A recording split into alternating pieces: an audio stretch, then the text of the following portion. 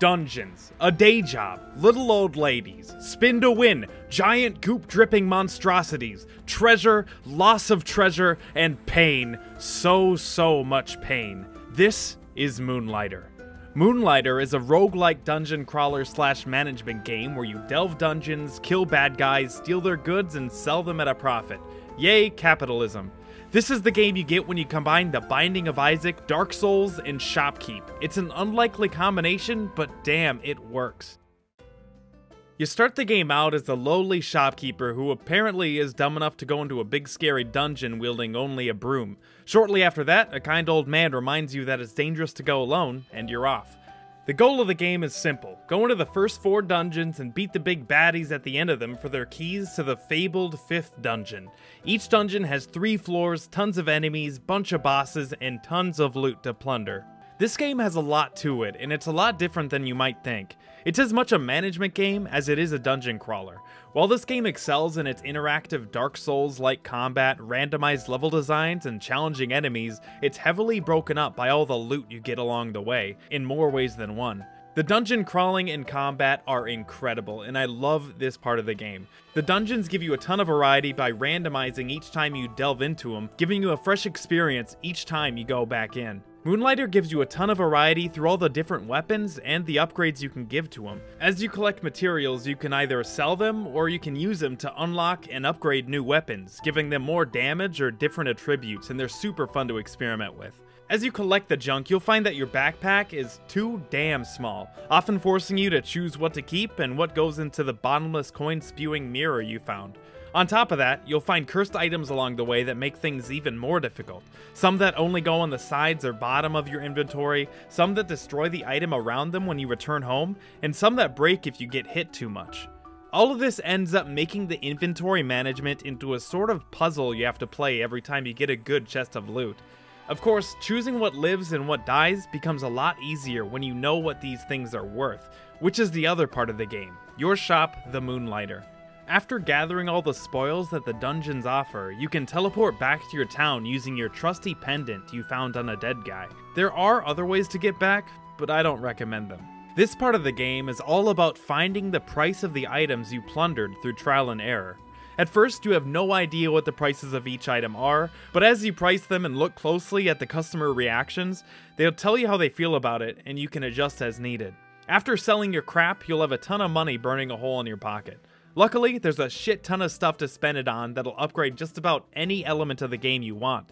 You can upgrade your shop by adding more spots to put stuff, upgrade your town by bringing merchants in, or using those merchants to make your dungeon runs easier by upgrading your gear or buying potions. Upgrading your town, shop, and character are all a straight up good time, and it makes all the toil and trouble of running a shop worth it. The progression is paced very well. By the time you've got all the upgrades at your level, the last boss of the area should be easy enough to kill, while still being a skill check to get to the next zone. There's always something new to reach for, and when you do finally reach your goals, you can definitely feel the difference. Moonlighter's progression system is rewarding and easy to follow, definitely an example of a well-made progression. When I say this is a management game, I mean it. If you're playing it just because you like Zelda-like dungeon crawlers and want constant action, you're probably going to have a bad time. A few times while I was playing, I started to get annoyed at the near-constant inventory management, getting in the way of my action-packed murder and loot fest. These instances were few and far between though, especially after knowing the reward that comes from picking the right items. Finding the prices is usually a crapshoot at first, and you'll probably end up losing a lot of profit when you first enter a new dungeon.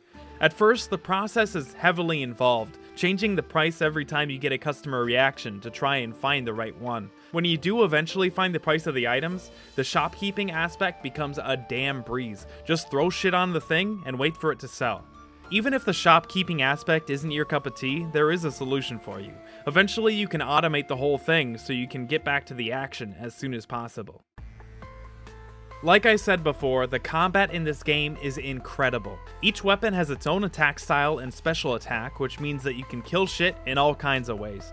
Not to mention you can hold 2 weapons at a time, so you can be prepared for all kinds of encounters. I say this game reminds me of Dark Souls because of the combat system. The goal here is to be tactical and kill them before they can hit you, because your health pool is limited and you can only hold so many potions at a time.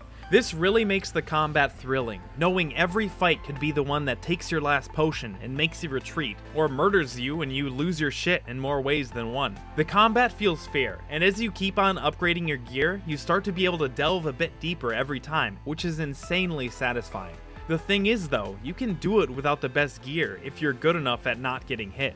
The combat system rewards skill, but it's not completely dependent on it, which is amazing. The music is incredible. I'm a sucker for evolving tunes, and this game is full of them. For example, when you go from level 1 to level 2 in the dungeons, the track is similar, but more intense, giving you an audio representation of the difficulty of the level. Also, the tracks switch depending on who you talk to in the overworld.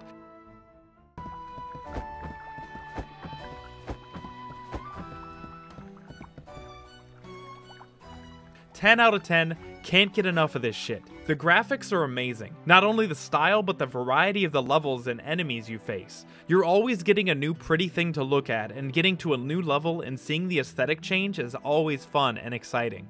Overall, I love this game from start to finish, and even though I wasn't crazy about all the elements all the time, I appreciate the sheer variety of content in this game. The progression is satisfying as hell, the combat is amazing, and the fact that there are so many weapons to play with, so many levels to beat, and so much to do, I can definitely see myself playing this game again, even though I tend to lose my shit. If you're interested in this game, check out my impressions video. Like if you liked it, sub if you loved it, and I'll see you in the next one.